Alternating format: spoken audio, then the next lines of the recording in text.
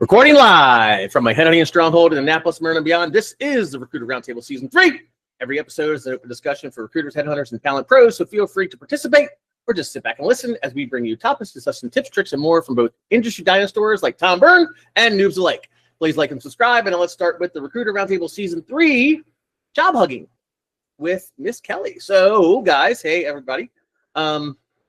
We did something on job hugging. Kelly and I were reading up on it. She's seen a lot more of it, and we put together a little presentation about what job hugging is. Like 3 minutes, we'll run through it, and then we can discuss it. One of the other things we wanted to talk about with the job hugging thing was how you guys are dealing with those type of candidates, right? So, is it a passive candidate? Is a job hugging candidate a passive candidate? I think that's something we'll probably discuss down there, and how we deal with them differently than maybe a passive candidate versus a job hugging candidate, and obviously a job hugging candidate versus a job hopper or someone who's active.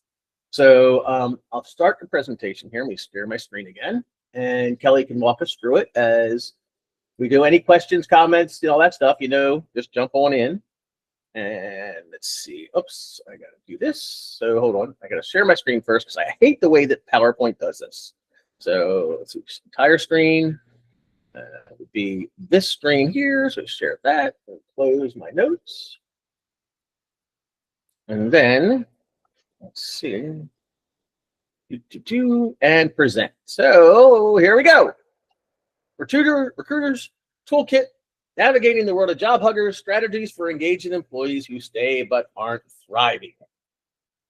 So, that's basically it. We're going to go to the agenda, what basically Kelly had found and put on there. So Kelly, you want to knock out the agenda here, darling?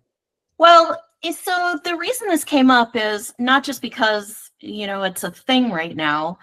I'm not sure who coined the term job hugging, but I've seen it in my own practice. I'm recruiting for a couple of things that should be super easy. Of course, the flip side is if it were easy, they wouldn't need me. But generally, I'm seeing candidates, a lot less engagement from candidates. And I think there are several factors. One is I think there's a lot less trust in the marketplace overall from candidates and hiring managers for various reasons. The transactional recruiters, the recruiters that come from the UK and do all kinds of nefarious things. But on the flip side, I think there's also that from candidates who are getting bogus texts from supposed recruiters trying to recruit them for something. And I think most of us know that they're not going to apply for something like that. But again, it just feeds this mistrust in the labor market. And so I think it's not only that, but people in uncertain times are holding on to what they have, even if they're not engaged and even if they're not happy with their job, they're not leaving. And so, of course, that affects us because we're not backfilling jobs. So, what we wanted to kind of open up the discussion to see what people like Steve Jenkins and Dom and Tom Byrne are seeing in their practices, and if they're seeing this, and what we can do about it. So yeah, because it could be a fear of false evidence appearing real. Absolutely. But yeah, so next slide.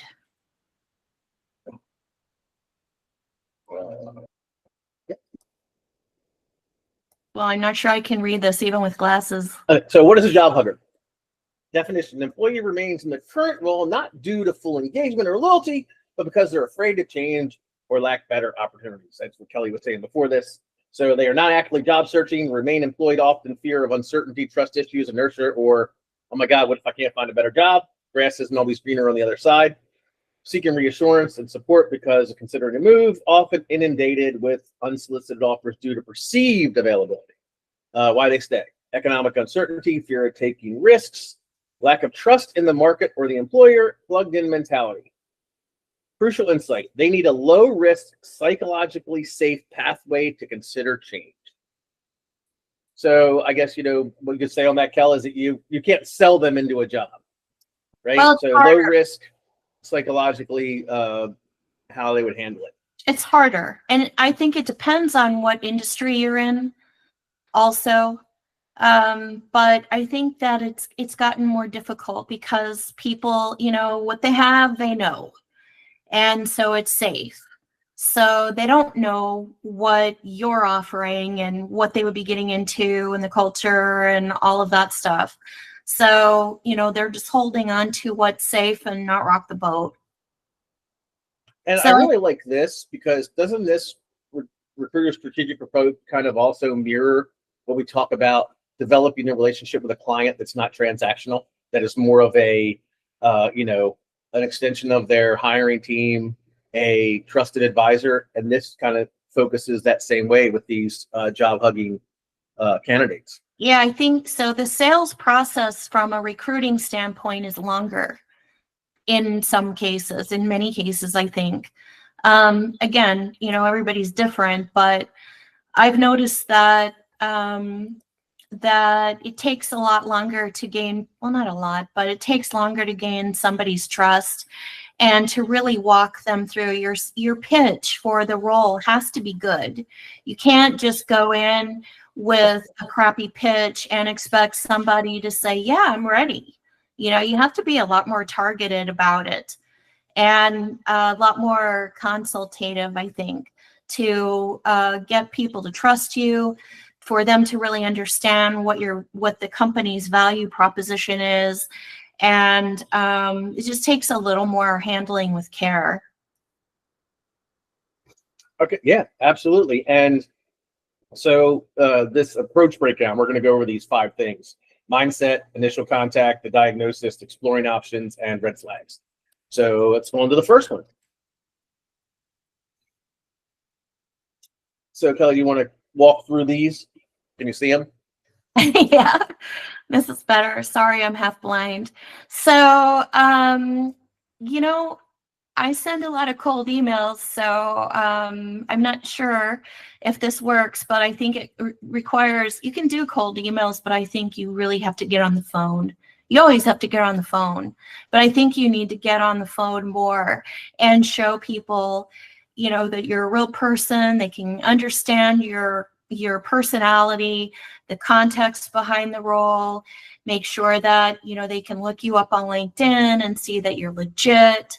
If you don't want to send them. So I just work on retain. So I can send people my job description, the company right off the bat, so they know, what I've got. And in a lot of cases, that has made a big difference. Being able to do that really cuts through the noise. And I've gotten a lot of good referrals that way as well. But you're building credibility first. And again, really focusing on their needs, getting to understand them at a deeper level. I know that Pete Lefkowitz has a program or a thing that he does called the interview, INNER view. And that really, the questions that he came up with really drills down, helps you drill down to a candidate and really gets you to understand, whether they're going to be somebody who's viable for a job, what it is that they're looking for at a much deeper level, and how well you can deliver them, if you can deliver them to your client. Okay, next one, I'm assuming. Yep, go ahead. Okay, so initial contact and rapport building. Yeah, so you're not spraying and praying. I think it's definitely a more targeted outreach to people that you really want, that are really going to be good for your job. Sometimes you can't tell. You have to call and, you have to send out some messages or call people that you really can't tell if they're going to be good for your position. But yeah, these more transactional people, recruiters that are in the market who are, again, overused term, spraying and praying, are probably not getting very far. So And again, don't pitch. You're getting to know somebody. As I just mentioned, will send the information for my position, but I'm going to be, getting to know them very quick in the conversation to find out if, there's reason to keep talking. So, and, to know whether, maybe they're not right for this job, but could they be an NPC if you're doing that? So, yeah. And I mean, I don't offer a ton of support because, you can go like crazy on that. People will talk to you ad infinitum about their, what they're looking for, and you just can't help everybody, unfortunately. But if they're a really good target for something, it's good to get to know them, more personally as well, to see if they could be a long-term person that you place over again and over again. A team player, that's what we call them. I would say that like this is that offer support thing goes to a lot, people don't care how much you know till they know how much you care. And it's a different kind of, again, we have a bad reputation. Recruiters are just out to make a buck. They'll spray and pray resumes. When in doubt, send them out. And this is a different mindset that I think is going to resonate better with these type of passive job hugging candidates. Right. The diagnostic conversation, understanding why they're hugging. If you can get a hold of them. I mean, I think it's a little bit harder. So there you go, David Marr. Yeah, so there is, a little bit more of a consultative probe to somebody, as it's mentioned here, and shutting up while they talk instead of interrupting them. There are a lot of recruiters that don't know how to listen, unfortunately. Yep. So, and, if you're listening, I do let people kind of go on for a while because I get so much information from them. I find out if they're, blowing smoke up my skirt, if they're really the real deal, why they would leave something. A lot of times they'll just tell you what you want to know without you even having to ask. But this is a different story than what we're talking about now, really. But yeah, I think listening to somebody that's really on the fence about making a job change is imperative. I also think like this is where, a little off top, whatever, note takers, like I can really engage in a conversation and not worry about taking notes if Cluely or MetaView or whoever is listening to the conversation. I can really let the candidate talk, listen to him or her, and really dig down in stuff with them and not worried about, am I writing everything down? Because I can go back and get it. Right. So I think that helps a lot of recruiters' attitudes toward, I got to fill out this data sheet. I got to get all the information.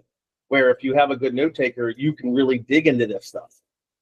Right. Does that make sense? Mm-hmm. And I think too, one way that when I talk to new clients, I tell them, people will tell a third-party recruiter things they won't tell your recruiters and they won't tell your hiring managers. Sometimes we get a lot more information that we bargained for because people, for whatever reason, will really unload on us in some situations.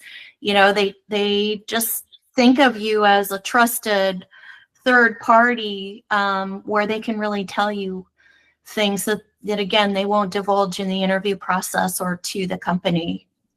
So exploring options and crafting the opportunity. How would you approach these? These are some good tips for that. Well, just segueing from what we just were talking about, getting them to really talk and get them to talk, be non-threatening, just be more consultative and say, hey, I'm just curious, and really kind of dig, but don't be too aggressive about it. I think, you know, with job huggers, what's stopping them is, or what could stop them is somebody that's really aggressive. They, you know, there's a lot of people in this industry that all they care about is getting their commission. That's all they care about. And so they're getting in, they're talking, they're so happy to get somebody on the phone who will talk to them, you know, and they're, you know, trying to get this person to rope them into doing exactly what they want them to do. And that's really it's always the wrong tactic. But you're not doing that if you're too aggressive. So, and, you know, competitive offer, you know, get them to understand how your role in your company is going to fit their needs from, you know, and one or two conversations, probably the first conversation. So you're having to accomplish a lot at the beginning. I like the low risk door because that's always like, hey, this is just a conversation between you and my client. It's not a commitment. It's not a job offer. It's nothing. So you're in a position of power to ask all the questions you want, to dig for all the information, and then at that point, make a decision. I always try to kind of like have that resonate with them that like, look, you have a job. Everything's fine. This company, if they want you, is going to have to sell you. And this will be an opportunity for you to ask all the questions you want, right? Because you're not looking for a job. You're not worried about blowing this opportunity. So just be yourself and go in there and ask the important questions. And that a lot of times makes them feel a lot more comfortable in the interview. Yeah, you know? And if you sell it step by step, also, if you have somebody who's like, I had a guy that's perfect for my job, and he called early. He started calling me at 7 in the morning to try to bag on on an interview with my client, and so I really am. What I did was I said, you know, you're not taking the job right now. All you're committing to is talking to the hiring manager. You're not going to know whether this is for you without talking to her. She's the CEO of the company. I don't know what she knows. So, you know, the worst case scenario is that you're out an hour-long conversation and you've met somebody that could be an excellent contact for you in the industry. And so he was like, okay, you're right, you know, and he did it, and it turned out great from both sides. And my CEO hiring manager decided that she would up his base salary by $20,000. And you went into that with that same attitude of no one's offering you a job. This is not and that I think a lot of times candidates get scared if you don't emphasize this is not a job offer. This all this is a conversation. This is no different than you picking up a date in a bar or meeting somebody at a restaurant or whatever it is. You're just having a conversation. And then where it goes from there is totally incumbent upon if you're interested, right? If you want a second date, right? If they want a second date, that's what you're trying to do. So that's great, Kelly. But I think that people are afraid to be sold all the time. They're afraid that you're going to push them. They're afraid because there are so many, you know, my son's word, jank recruiters out there who won't let go because their fee is on the line and they have nobody else. They're going to constantly try to push you, the candidate, into something they don't really know if they want. I use the term, and we'll get to one second. As I say, money aside, it's just, you know, like would you take this job, like, you know, for $250,000, right? Because there's no way I'm moving to Norfolk, Nebraska for any amount of money, right? So, like, that's what you kind of have to have that kind of conversation with them. Go ahead, Alan. To your point, Kelly, I think there's a lot of jank hiring managers and jank hiring companies, and yes, there are. And if the person has, I've noticed, if the person has, I don't know, been approached by a recruiter in the last couple months, it's probably by a jank recruiter. Or if they were approached by a company, it's probably by a jank company process. And if you say, you know, I make the comment, you know, once I left my own company, I went out and for shits and giggles, I went and did some interviews at some companies. Oh my God, the process has gotten so much worse. Really? Yeah. And No, that's the thing too, I think, is making sure that, as you said, Jane, companies, how many interviews, like you could have this hugging candidate and you finally convince them, and then your client wants 17 interviews. Right. So don't forget about that too. That's candidate hugging on the client side, right? So yeah.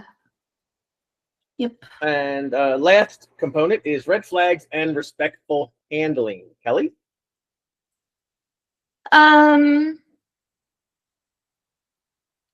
You know, so all of this goes back to really asking good questions. There's not a lot to say about this. I think it goes back to asking good questions and, coming in from a genuine, authentic, with a authentic tone, and with everybody involved.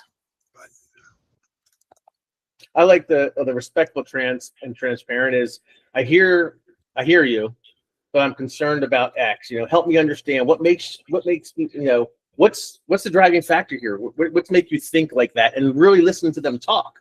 That goes to the respectful and transparent, is truly asking them why. Help me understand. What's going on? Why are you having these concerns? Or why are you, worried about, and listen to them. And if it's not the right, and like Kelly said before, recruiters just care about the fee. Stop caring about the fee in those situations and do what's best for the candidate, and you'll have a candidate for life. If that makes sense. Right. And, you just can't tell you how many referrals I've gotten over the years from both clients and candidates. That has really helped. And so you just never know when that's going to happen. So if you're approaching people like this all the time, I think you're going to do a lot better than the people who are trying to, well, I've got to make $10,000 to make this work for me. Recruiters and people who are posturing so that they, can get what they want out of the relationship. I think recruiters are the problem, but.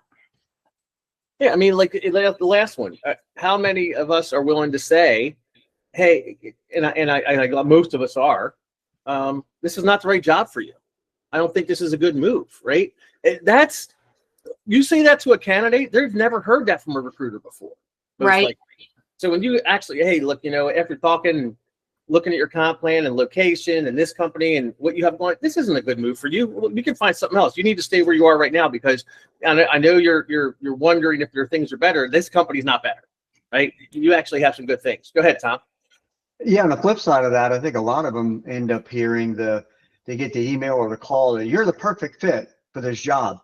Mm-hmm. But they haven't even spoken to them. Exactly. Everybody in our industry a bad rap. Right. It's crazy. Alan?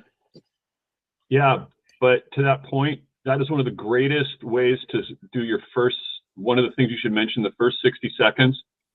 If you prep them before, say, hey, look, hold on. I know you've already heard this before, but let me do it. Hey, you're the perfect person that I've never met. And gosh, I just want to sell you everything and tell you how great. Dear God, can I get a resume and your left leg and an organ donation? I'd really appreciate it. And it's like, look, Tom, I'm just calling so you can probably just laugh at me. Okay. But hey. That's an honest approach that I kind of like. I kind of like that. Anybody else? I think that's kind of funny. Yeah. Right. If you said it to a candidate, right? If you said to a candidate, hey, this is Tom, and hey, real quick, before we start, just so you know, I think you're absolutely awesome. You're the best candidate ever. I need your resume. I need 17 references. I need to every single person that can fill this job if you're not interested. Are we done with that? Now let's have a real conversation.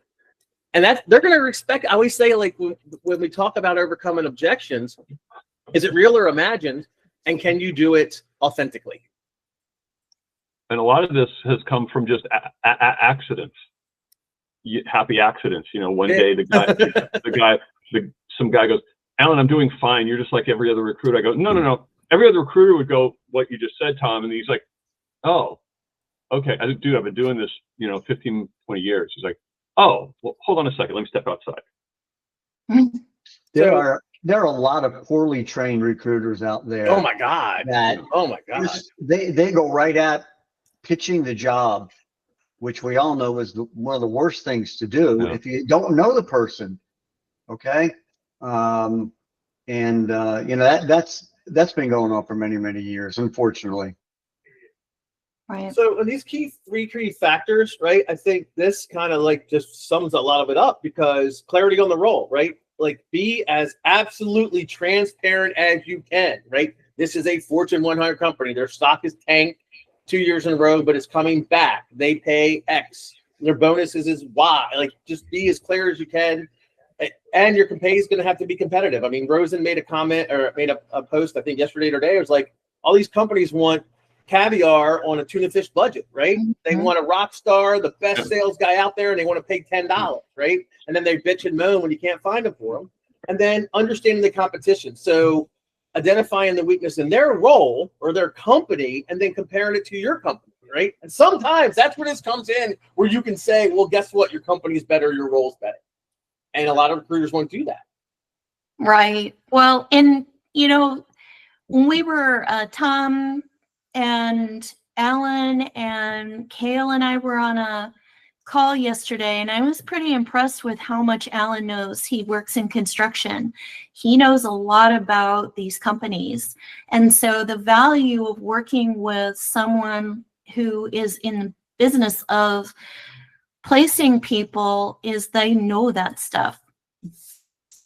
Yeah. I mean, that, like, and if you don't know it, don't be like, when I don't know something, I say, I can't answer that for you. That's a question better asked by the client, or, hey man, I'm just a dumb headhunter. I don't know anything about structural engineering, but I'll get those answers for you.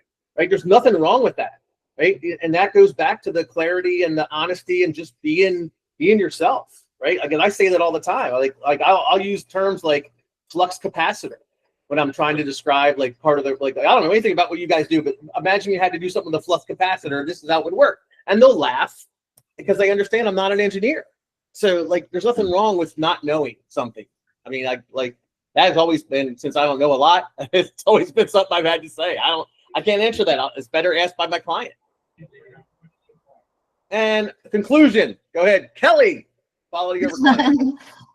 Yeah, so I think we're going to hear more about this. Like I said at the beginning, I'm not sure who coined this term, but I think that it's, unfortunately a thing. And I'm not sure, depending on how things, get better or worse in the job market, whether this is something that'll stay or not. But I'm curious, so I want to hear from Dom and Jenkins and Tom Byrne. Are you seeing this in your practices? Anyone? What part again?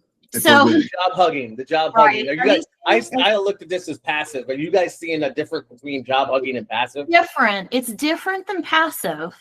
There's candidates who are always open to hearing about something.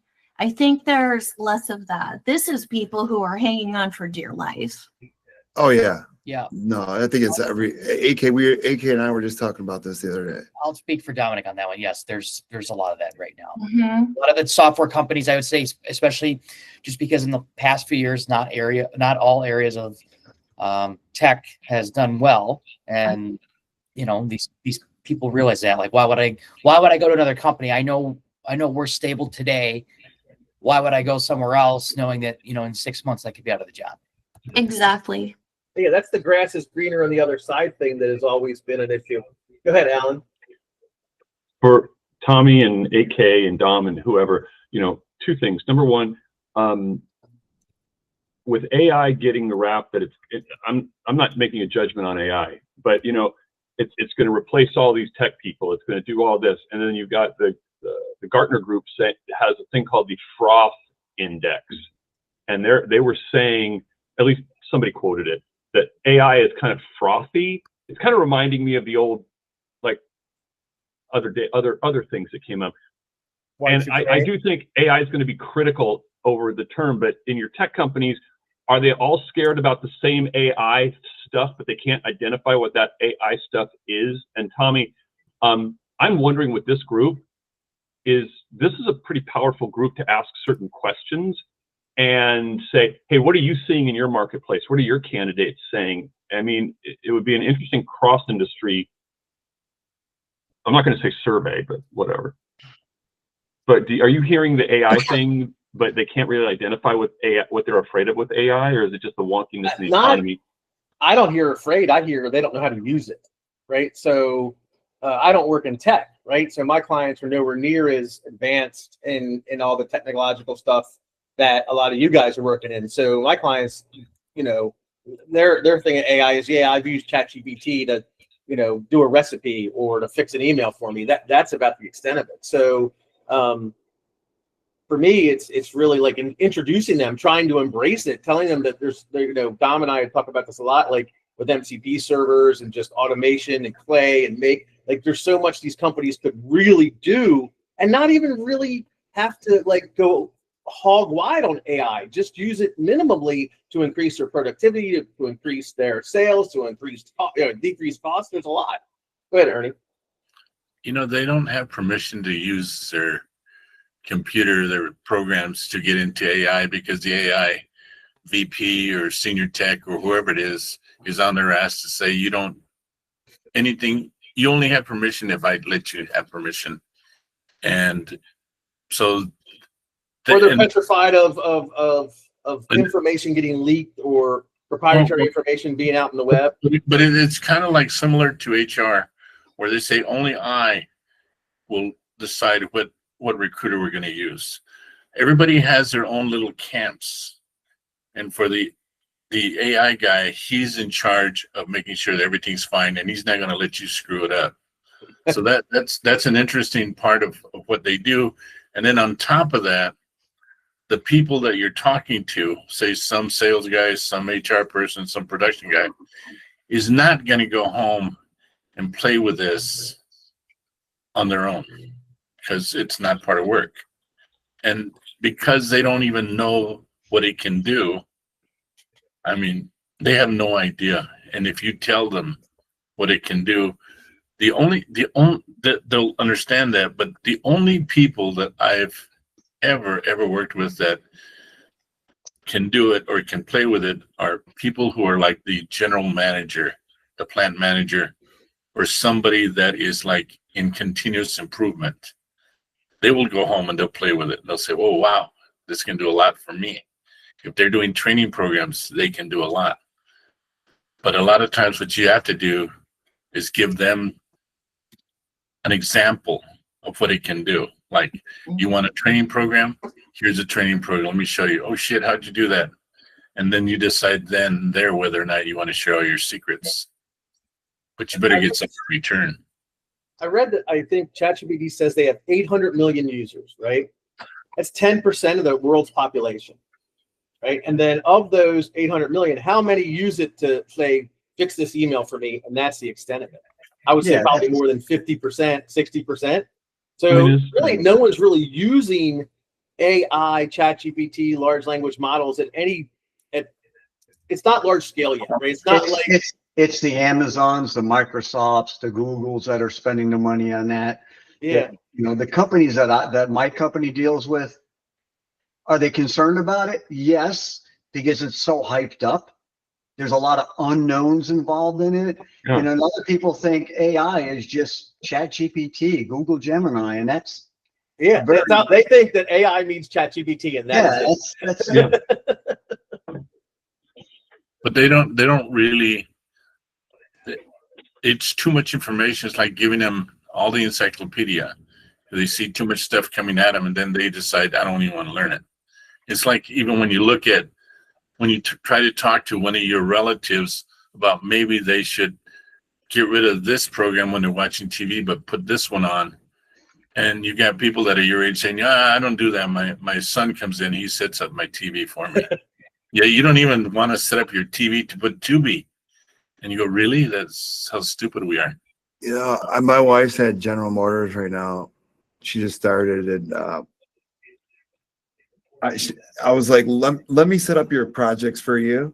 she's a buyer in supply chain, buying exhaust, right? And I go, I can set up for each project, and then you direct that email, tell me the output you want. And she's like, wow. When you see somebody's eyes lit up and like how powerful it is, I was like, yeah, I can do your job right now. I'm not even a buyer. So your job is going to be replaceable. So you're on a company computer, make sure you're fucking moving that mouse around. Copilot. I think that's probably what a lot of people who have Microsoft Office, I think some companies are dabbling in letting them use Copilot.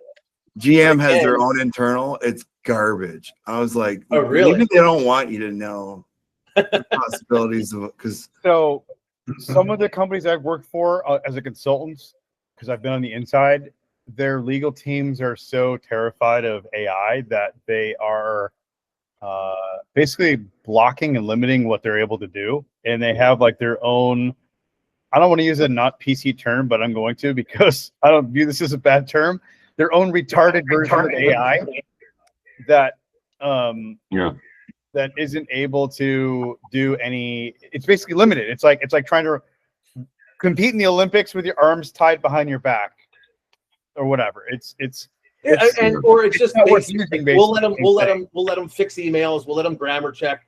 We'll let them suggest a better way to write this email. But that's the extent of it, right? They're not allowing If you do work in corporate or you want to, you have to use virtual machines and you have to do it externally, and then feed the results that you need to yourself. That's how I do it. And who's going to do that, right? I do. But there's very few of us that would do that, right? Like if your job demands it, why would you? I mean, you had to take you 20 hours, then you can do it in like an hour. Makes no sense.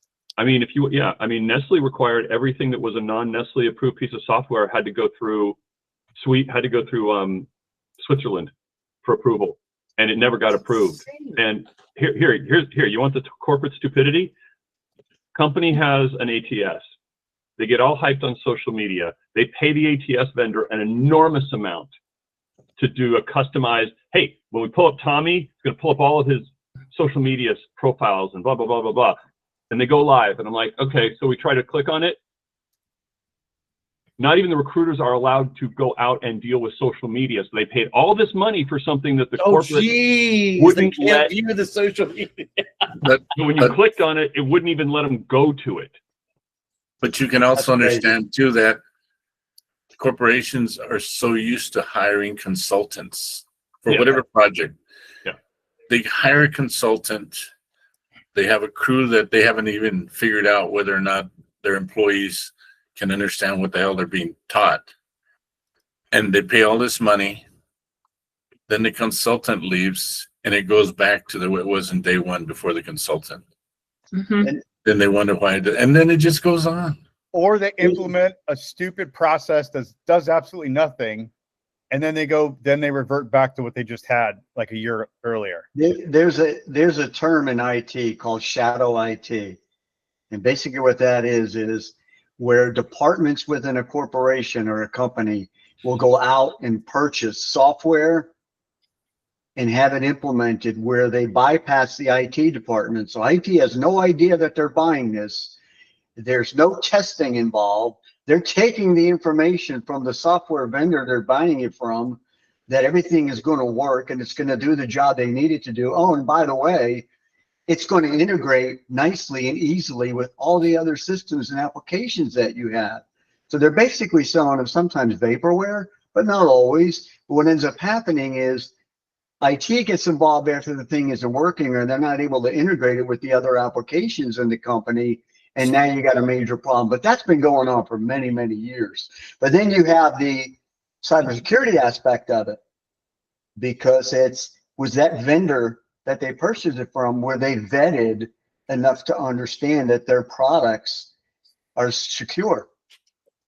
And sometimes they're not. So then the question becomes, how do you get around that? What do you do? And then you got to figure out, how do I get close to a person? And what I always tell people is this: I'm going to teach you something, but what I don't want you to do is I don't want you to be stupid. And what I mean by that is what we do is the first thing we do is say, I just learned. I said, have you ever been in a meeting where you had an idea and you shared it with a friend? They go, yeah. And then that friend in the meeting says, hey, I got an idea. And then everybody gives him credit. And then you end up getting pissed off and you're saying at that meeting, so is it time for me to like throw this guy under the bus, or do I be a team player? And usually you go with being a team player, but it was your fault for telling him. So what I'm going to tell you is this. You go ahead, and I'm going to teach you how to use ChatGPT. You probably have your own computer, and then you then in a meeting, and someone says, well, does anyone have any thoughts on this or whatever? Or is there a document we can write up and do? Or here's a document, can somebody review it? And then you say, well, let me take a look at it, but I need to go to my office. You go to your office, you run it through ChatGPT, it gives you suggestions. You look like you're King Kong, but you don't come out in 2 minutes because that's all it took you. You wait like an hour. And then you go back and you present it. And you don't tell anybody how in the hell you did it. And they'll say, shit, you're pretty smart. You should be a VP. But once you tell somebody else, then guess what? The son of the owner becomes a VP and you become the punk. So it's up to you how you use it. So don't give away your superpowers. Don't tell everybody what the hell you're doing. So just remember one other thing. I'm going to teach you how to do it. But most importantly, I want you to remember who taught you this. And it's me, Ernie Moreno, that taught you that. And I've gone back to people and they go, you still using ChatGPT? Bro, I use it every day. I remember when you taught me this. They go, good, I'm glad we're still close. You remember. But you don't just give it away. Give it a program to present it to them so that they understand that you're the person. They go, ain't no other recruiter going to teach you this shit. I did. Why? Because I like you. Because you're my friend. Because you're my cousin. And that's pretty much how you build trust. Oh, yeah. Alan? You're on mute. I'm sorry, I'm on a rant today. And how many times have we helped somebody, helped a hiring manager, helped an executive, and then 60 days later, they ask you the same question.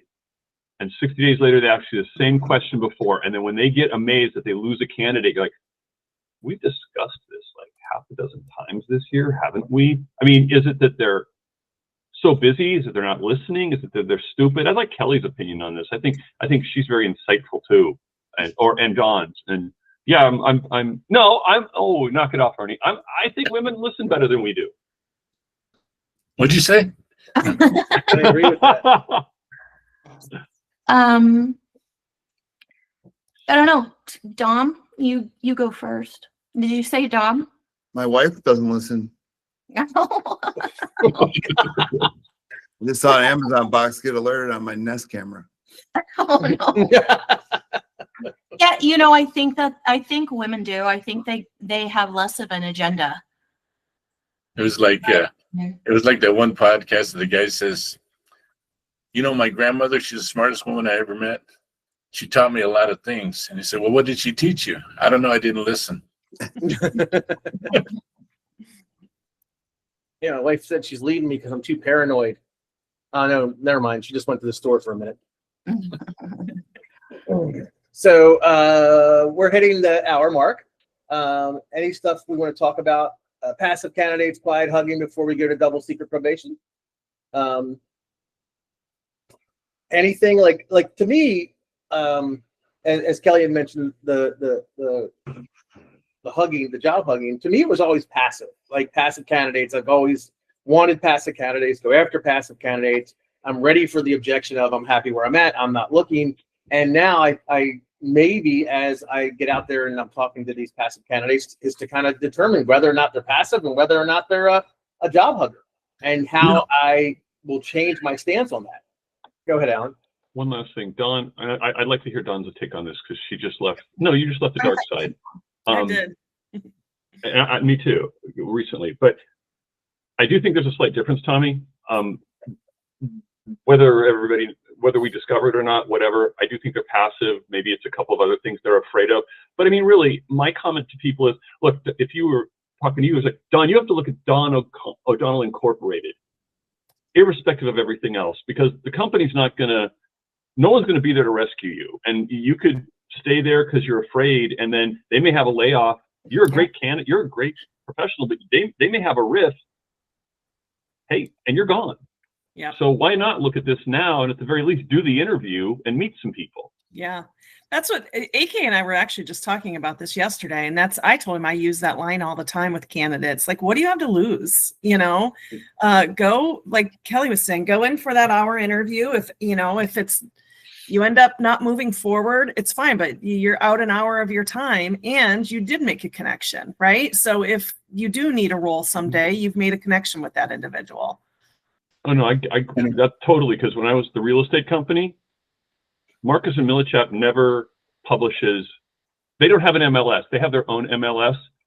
So I'd be talking to like Tommy at Cush Wakefield, and he'd go, "No, I'm not interested. I'm doing fine." I go, "Look, what's the harm? Meet with the VP Kelly for an hour." Right. You're a couple of people got to network. Oh, by the way, Tommy, you passed two. I know where you. Obviously, I look you up. I know where you live. I know where your office is. You pass two of our listings every day. He's like, "Wait a minute, what are you talking about?" Well, 123 Main Street. 123 Main Street's not for sale. Yeah, it is. And 321 Broadway. 321 Broadway. That's Ernie's building. Ernie's selling that building. What the hell? Why don't I know about this? It's like, because we've got the listings.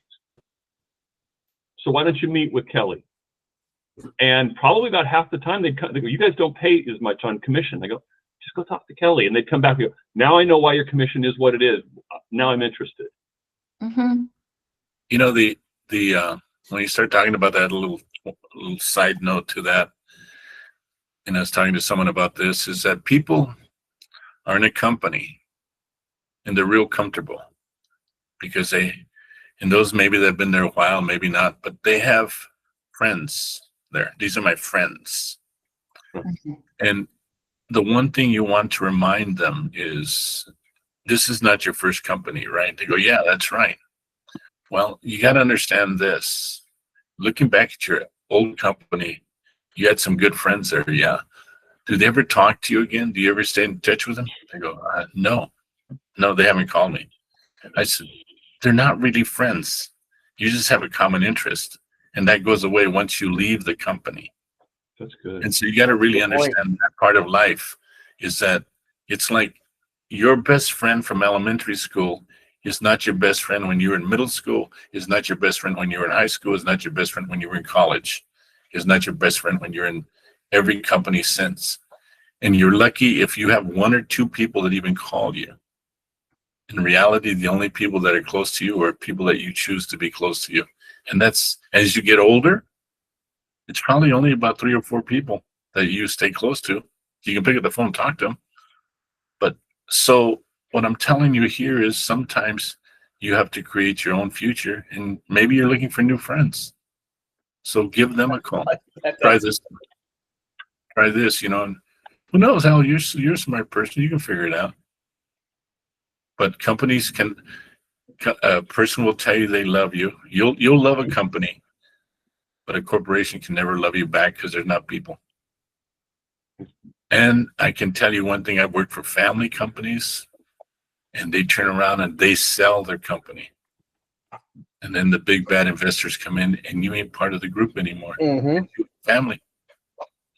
Shit, sometimes family isn't part of the group anymore that are still there when the investors buy it. Yeah. I mean, I wish there was a way to find out people that have been screwed in small businesses. One of my best hires is the guy. I was like, "Why are we talking?" Well, 16 years ago, the family dad, grandfather, owner, founder said, "You're going to be my successor in 15 years." And 2 years ago, he came up and go, "No, I think I'm going to stick around for 7 more years."